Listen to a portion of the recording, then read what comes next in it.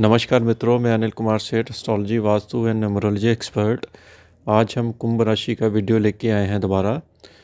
जो कल वीडियो आपको अपलोड किया गया था उसके ऊपर लोगों के कमेंट आने शुरू हो गए थे, इसको ज़्यादा सिंप्लीफाइड करके हमें बतलाइए कि क्या होने वाला है। तो आज हमने इसके ऊपर और ज़्यादा सिंप्लीफिकेशंस करके आपको बतलाने की कोशिश कर रहे हैं।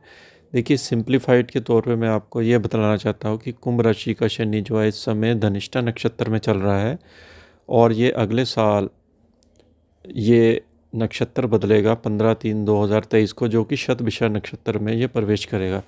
देखिए, आपको मालूम है कि शनि एक राशि में 30 मंथ्स का ट्रांजिट होता है, उसमें ऑलरेडी ये 3 से 3.5 महीने जो है ये ट्रांजिट कवर कर चुका है। तो 27 महीने का और समझ लीजिए अप्रोक्सीमेट इसका ट्रांजिट रहता है।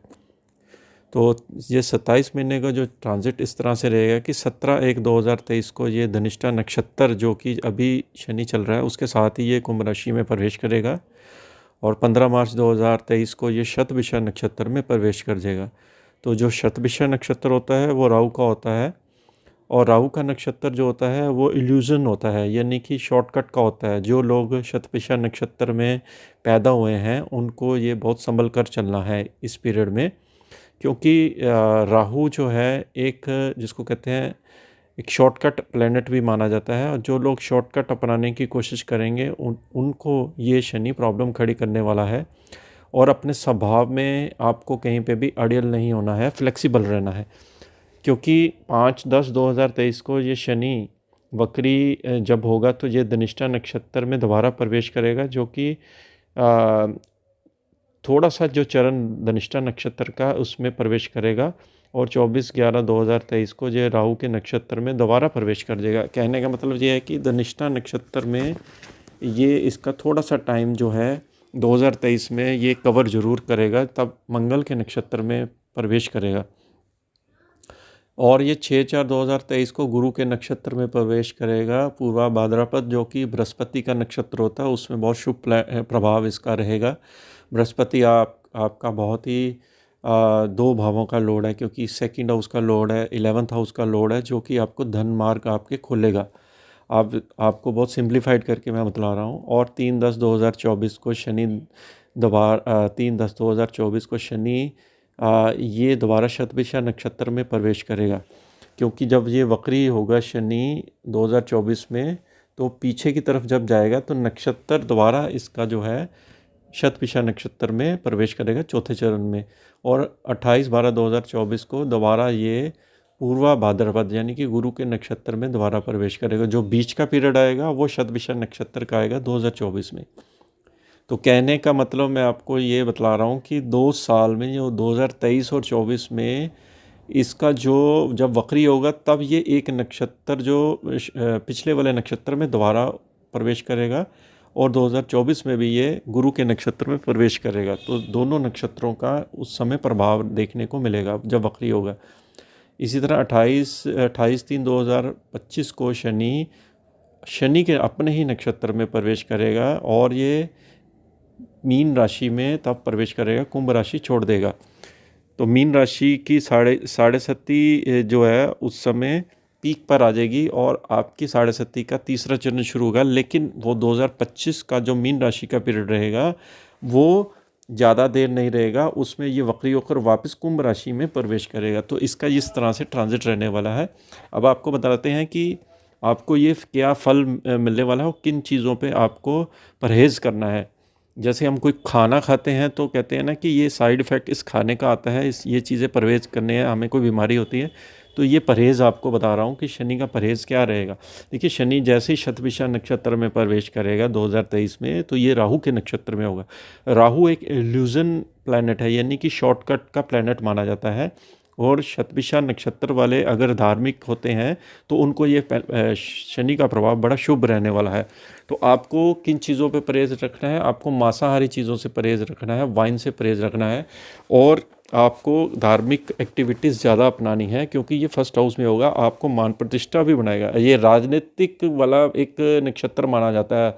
राहु का नक्षत्र होता है, जो पॉलिटिकल नेता होते हैं उनके लिए बड़ा ये फ़ायदे वाला नक्षत्र होता है। शॉर्टकट अपनाते हैं जैसे वो, इसीलिए राहु आपको मालूम है कि चीज़ों को इकट्ठा करने के लिए, अपनी डिज़ायर को इकट्ठा करने के लिए शॉर्टकट अपनाता है, इसीलिए इस नक्षत्र का प्रभाव बढ़ेगा। और राहु उस समय कहाँ होगा? राहु गुरु के साथ होगा तीसरे भाव में, और शनि फर्स्ट हाउस में होगा। उसकी दृष्टि जब पड़ेगी तो आपको तीसरा भाव जो आपके पराक्रम का है उस पे दृष्टि पड़ने से आपके पराक्रम में तो वृद्धि करेगा, क्योंकि राहु वहाँ पर ऑलरेडी बैठा हुआ है। नो डाउट आपकी यात्रा भी रहेगी, शॉर्ट ट्रिप, आपकी जॉब इंटरव्यू भी अभी क्रिएट होगी, आपको विदेश से भी लाभ देगा, लेकिन कहीं ना कहीं आपकी सिबलिंग और फ्रेंड के साथ ये मतभेद भी उत्पन्न करेगा विचारों में, इसलिए आपको ये संभल कर रहना है। इसी तरह शनि की दृष्टि सातवें भाव पर होगी जब राहु के नक्षत्र में होगा, तो सातवां भाव लाइफ पार्टनर के साथ संबंध बना के चलना है। डेली रूटीन वर्क में आपको कार्यक्षेत्र में अपना ध्यान देना है, मेहनत ज़्यादा करनी है। और ये क्योंकि वो सिंह राशि सूर्य प्रधान राशि है, तो पिता के स्वास्थ्य में और माता के स्वास्थ्य में थोड़ी सी हानि करेगा, क्योंकि वो चंद्रमा के समीप से निकलेगा। क्योंकि जो जब भी राशि बनती है कुंभ राशि, वो चंद्रमा से ही बनती है, और शनि का जब गोचर होगा कुंभ राशि में तो चंद्रमा के ऊपर से निकलेगा। अब आप समझ सकते हैं सिंप्लीफाइड में। तो पत्नी के साथ संबंध आपको बना के रखना है। अगर आप सरकारी नौकरी करते हैं तो ट्रांसफ़र का योग दे रहा है, अगर आप प्राइवेट जॉब भी करते हैं, अच्छे पद पर है, तो आपका ट्रांसफ़र का योग यहाँ उत्पन्न हो रहा है। इसी तरह शनि की दृष्टि दशम स्थान पे जाने से आपके व्यापार में चेंज लेके आएगा। हो सकता है कोई नया व्यापार आप शुरू करें इस पीरियड में, शतभिषा नक्षत्र में। और आप अगर जॉब करते हैं तो जॉब में भी ये ट्रांसफ़र का योग बना रहा है। मान प्रतिष्ठा में भी, पद में भी ये उन्नति के मार्ग सिद्ध करेगा, लेकिन आपको मेहनत ज़्यादा करनी पड़ेगी। ये इसका एक माइनस पॉइंट भी साथ में आ रहा है, डबल मेहनत, यानी कि मेहनत ज़्यादा फल कम, तो मेहनत का आउटपुट आपको बढ़ाना पड़ेगा। इसी तरह शनि जब 2024 में गुरु के नक्षत्र में प्रवेश करेगा तो गुरु की 2 राशियां जो है उसको एक्टिवेट करेगा, तब गुरु का ट्रांजिट चंडाल योग से मुक्त हो जाएगा और गुरु आपका चौथे भाव में आ जाएगा, और राहु का भी ट्रांजिट खत्म हो जाएगा मेष राशि में, वो मीन राशि में आ जाएगा। तो आपको सोने पे सुहागा ये रिजल्ट देगा, क्योंकि गुरु केंद्र भाव में होगा, चौथे भाव में। जैसे कोई प्रॉपर्टी लेनी है, बेचनी है, या कोई नई गाड़ी लेनी है, मातृ सुख में आपकी वृद्धि करेगा, घर के प्रति कोई फंक्शन होगा, सेलिब्रेशन होगी, तो तब शनि का प्रभाव पॉजिटिव पड़ेगा। आप समझ सकते हैं सिंप्लीफिकेशन में, जब गुरु के नक्षत्र में होगा तो ये बड़ा पॉजिटिव प्लैनेट हो जाएगा, क्योंकि गुरु 10th हाउस को देखेगा। तब आपको जो मेहनत की होगी 2023 में, 2024 में, ये आपको धन लाभ प्रदान करेगा। आप समझ सकते हैं। इसी तरह से गुरु के नक्षत्र के बाद जो इसका नेक्स्ट नक्षत्र आता है 2025 में, वो आता है उत्तरा भाद्रा पर, जो कि शनि का अपना नक्षत्र होता है। अपने नक्षत्र में जब ये प्रवेश करेगा तब ये कुंभ राशि से निकल जाएगा 28/3/2025 को, और कुंभ राशि से जैसे निकलेगा तो आपके दूसरे भाव में ये प्रवेश करेगा, जो कि साढ़े का तीसरा फेज़ होगा, वो आपका उसमें प्रवेश करेगा। लेकिन 2025 में ये मीन राशि में मात्र कुछ पीरियड के लिए आएगा, फिर वापस होकर ये कुंभ राशि की तरफ मूव कर जाएगा। तो कुल मिलाकर दोनों भावों का फल आपको देखने को मिला। एक तरफ मीन राशि में जो धन एक्सपेंस में आपका बैंक बैलेंस में आएगा, तब आपकी वाणी को कंट्रोल रखना है। बैंक बैलेंस में आपका कोई इन्वेस्टमेंट बड़ा हो सकता है, कुटुंब परिवार पे कोई सडन खर्चा आ सकता है, जैसे परिवार में किसी की शादी बच्चे की करनी है, या आपको एजुकेशन में पैसा स्पेंड करना है, पारिवारिक रिस्पॉन्सिबिलिटी को ये बढ़ा देगा। अब आप समझ सकते हैं, ये है सिंप्लीफिकेशन इस वीडियो का। तो गुरु के राशि से जब ये वक्री होकर वापस कुंभ राशि में 2025 में जाएगा, तो नक्षत्र शनि का ही होगा।